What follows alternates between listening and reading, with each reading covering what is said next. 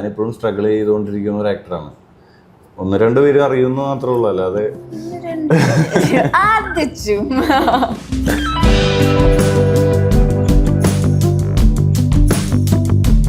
സ്റ്റൈലും ലുക്കും ഗ്ലാമറും അല്ല നമ്മുടെ ഇമ്പോർട്ടൻസ് വരേണ്ടത്. ക്യാരക്ടറിന് ആവശ്യമായിട്ട് എന്താണോ കൊടുക്കാൻ പറ്റുന്നത് അതാണ് നമുക്ക് കൊടുക്കേണ്ടത്. ഫിലിം ഇൻസ്റ്റിറ്റ്യൂട്ടിലൊക്കെ പോകുന്നത് വെറുതെ പൈസയും സമയവും വേസ്റ്റ് ആയിട്ടുള്ള കാര്യങ്ങളാണ്. പിന്നെ വെറുതെ ഒരു സർക്കിൾ ഉണ്ടാക്കി എടുക്കാം, അത്രേ ഉള്ളൂ. ശരിക്കുള്ള ആക്ടർ എന്നുള്ളതിന് ഒരുപാട് അർത്ഥങ്ങളുണ്ട്. സൂപ്പർ സ്റ്റാർ എന്ന് പറയുന്ന പരിപാടിയല്ല. എന്നെ സംബന്ധിച്ച് ഞാൻ ഒരുപാട് സിനിമ ഒന്നും ചെയ്ത് മല മറിച്ചിട്ടുള്ള ആളൊന്നും അല്ല.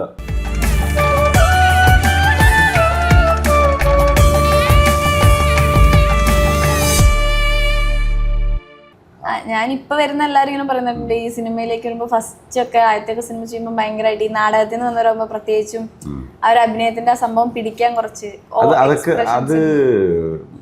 അത് വ്യക്തികളെ അടിസ്ഥാനപ്പെടുത്തിയിരിക്കും. ആ ഒരു സെൻസ് ഉണ്ടെങ്കിൽ അങ്ങനത്തെ പ്രശ്നങ്ങൾ ഉണ്ടെന്ന് എനിക്ക് തോന്നുന്നില്ല. ഇപ്പൊ എൻ്റെ ഒരു സുഹൃത്തുണ്ട്, 100 കളയിലൊക്കെ അഭിനയിച്ച 18-ാം പടിയിലൊക്കെ അഭിനയിച്ചാണ്. അവന് നാടകത്തിൽ അവന് ഇപ്പോഴും നാടകത്തിൽ അഭിനയിക്കും, സിനിമയിൽ അഭിനയിക്കും. മനസ്സിലായോ? അങ്ങനത്തെ ഒരു പ്രശ്നം ശരിക്കും ഇല്ല. അത് കിട്ടാൻ ചിലപ്പോൾ ടൈം എടുക്കുന്നതായിരിക്കും. നാടകം നമ്മൾ ശീലിച്ചു പോന്നിട്ട് സിനിമയിലേക്ക് എത്തുമ്പോൾ അല്ല, നാടകവും സിനിമയും അതിന്റെ ടെക്നിക്ക് വ്യത്യാസമുണ്ട്, അത്രേ. ആ ഒരു ടെക്നിക്ക് കിട്ടാനുള്ള ഒരു ടൈം ആയിരിക്കും ചിലപ്പോൾ ആദ്യ സിനിമ. ഈ തടിയും മുടിയൊക്കെ കളഞ്ഞു വെച്ചൊരു രാമൻ ലുക്ക് കിട്ടുന്നു അതിന് തോന്നിയിരുന്നു കഥ കേട്ടപ്പോ. ഞാനൊന്ന് കളഞ്ഞു. ഇതുവരെ ക്ലീൻ ഷേവ് വേറെ സിനിമയിലൊന്നും അങ്ങനെ ഞാൻ കണ്ടിട്ടില്ല, ഇത് തന്നെയാണ് കാണുന്നത്. ക്ലീൻ ഷേവ് അത് റഷീദ് ഐഡിയ ആണ്, അതിന്റെ സംവിധായകൻ. പുള്ളിക്ക് ഒരു കോൺഫിഡൻസ് തോന്നി, കിട്ടും. അത് സ്വന്തമായിട്ട് കണ്ടായിരുന്നു. ഇല്ല, എനിക്ക് അങ്ങനത്തെ പ്രശ്നങ്ങളില്ല. ഈ ലുക്ക് എന്ന് പറയുന്ന സാധനം സിനിമയില് ഭംഗി, ഈ പറഞ്ഞ പോലെ ഹാൻസം ലുക്ക് ആവണം, അങ്ങനെ ഒരു ചിന്താഗതി എനിക്കില്ല. ക്യാരക്ടറിനെ വേണ്ടിയിട്ട് ഇപ്പോൾ സ്റ്റൈലും ലുക്കും ഗ്ലാമറും അല്ല നമ്മുടെ ഇമ്പോർട്ടൻസ് വരേണ്ടത്. ക്യാരക്ടറിന് ആവശ്യമായിട്ട് എന്താണോ കൊടുക്കാൻ പറ്റുന്നത് അതാണ് നമുക്ക് കൊടുക്കേണ്ടത്. ഞാൻ ചോദിക്കാൻ, സിനിമയ്ക്ക് വേണ്ടിയിട്ട് ഇപ്പോൾ ഭയങ്കരമായിട്ട് ഫുള്ളി ഡെഡിക്കേറ്റഡ് ആയിട്ടൊരു കഥാപാത്രം കിട്ടിയാൽ ചെയ്യും എന്നുള്ള എല്ലാം കണ്ടു നോക്കുമ്പോൾ എനിക്ക് തോന്നിയൊരു സംഭവമാണ്. അതായത് അതിൽ നെഗറ്റീവ്സ് ആരെങ്കിലും പറയുമോ, അല്ലെങ്കിൽ അത് മൂലം ഹേറ്റേഴ്സ് ഉണ്ടാവുമോ?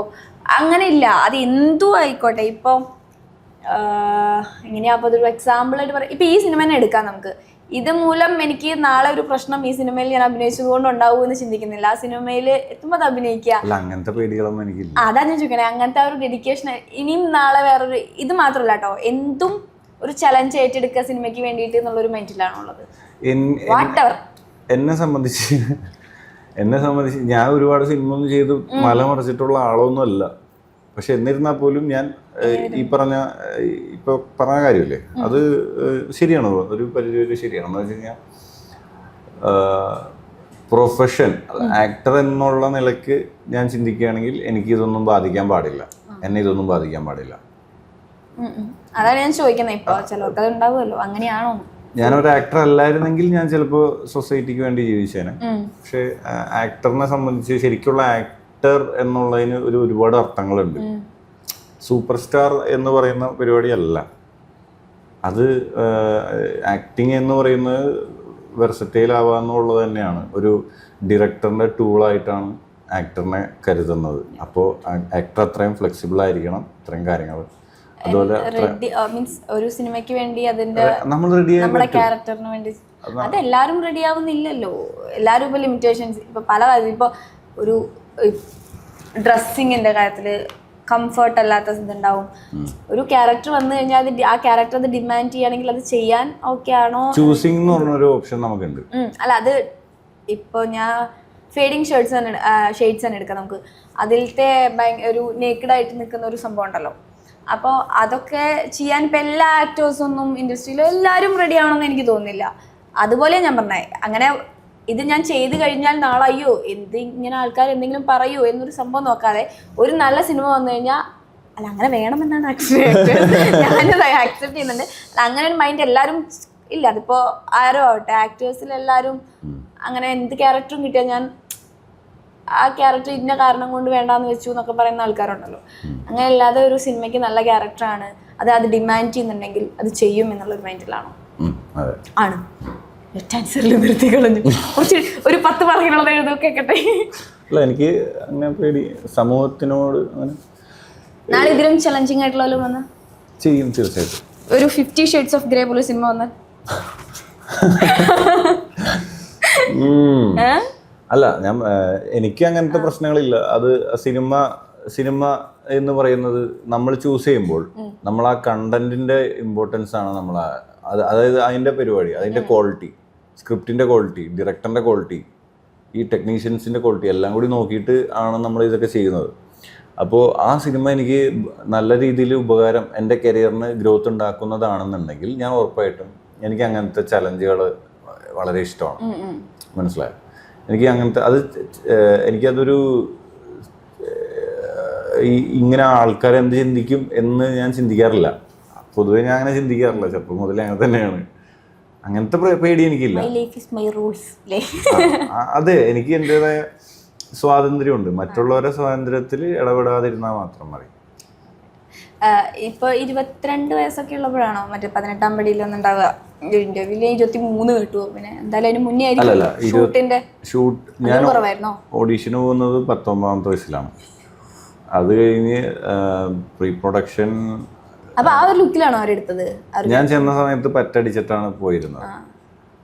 പിന്നെ പ്രീ പ്രൊഡക്ഷൻ ഒക്കെ കഴിഞ്ഞപ്പോഴേക്കും 1 കൊല്ലം കഴിഞ്ഞു. അതായത് ഞാൻ തിരുവനന്തപുരത്ത് ക്യാരക്ടറിന് വേണ്ടിയിട്ട് ജീവിച്ച് അങ്ങനത്തെ ഒരു മെത്തേഡ് പരിപാടി പിടിക്കാൻ വേണ്ടിയിട്ട് ജീവിച്ച് ഞങ്ങൾ ഒരുമിച്ച്. പിന്നെ ഷൂട്ടിങ് 1 കൊല്ലം എടുത്തു. 1 കൊല്ലം എന്ന് വെച്ച് കഴിഞ്ഞാൽ അതിൻ്റെ ഇടയിൽ കുറച്ച് ഗ്യാപ്പും കാര്യങ്ങളും വന്നായിരുന്നു. പിന്നെ അത് കഴിഞ്ഞിട്ട് റിലീസാവാൻ 1 കൊല്ലം എടുത്തായിരുന്നു. പക്ഷേ ഈ 19 വയസ്സ് നമ്മൾ ആ ഒരു ടൈം എന്ന് പറഞ്ഞാൽ ഭയങ്കര ഫിസിക്കൽ ചേഞ്ച്, നമ്മൾ വളരുന്ന പ്രായമല്ലേ, അപ്പം മാറ്റം വരില്ല? അപ്പൊ ഒരു ഓഡീഷൻ എടുത്ത ആളും അപ്പം മാറ്റം വന്നു. ഷൂട്ടിങ്ങിന്റെ സമയത്ത് മുടി ഫുള്ളായിട്ട് വളർന്നു. മുടിയിലല്ല, ഇപ്പൊ ശരീരത്തിലും മാറ്റം വരുത്തണമായിരുന്നു. ക്യാരക്ടർ ആവണ്ടേ? അപ്പൊ അതിന് വേണ്ടിട്ട് എന്തൊക്കെ ചെയ്യാൻ പറ്റുമോ അതുപോലെ വർക്കൗട്ടും. പിന്നെ കുറച്ചും കൂടി ഒന്ന് തടി കുറച്ചായിരുന്നു.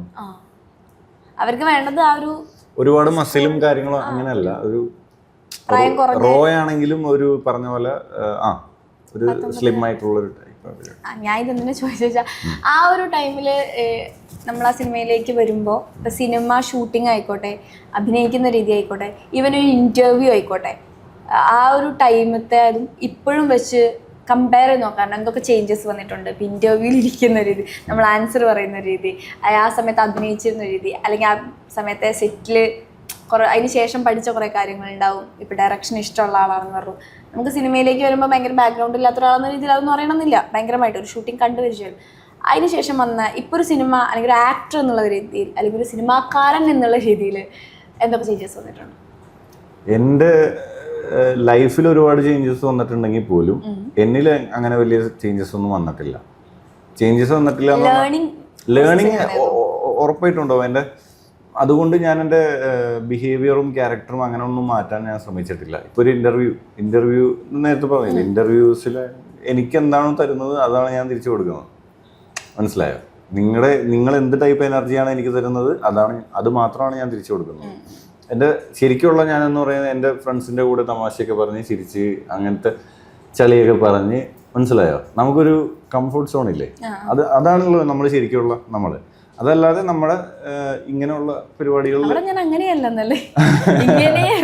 ഇങ്ങനെയല്ല, അതല്ല. അപ്പൊ എനിക്ക് തരുന്നതാണ് ഞാൻ തിരിച്ച് ഇപ്പൊ കൊടുക്കുന്നത്. അത് ഈ പറഞ്ഞ പോലെ ഇത്ര നാൾ കൊണ്ടുണ്ടായ മാറ്റത്തിന്റെ പുറത്ത് ഇങ്ങനെ വരുന്ന ഞാൻ ഫുൾ ടൈം ഇങ്ങനെ ആവുന്നു, സീരിയസ് ആണ്.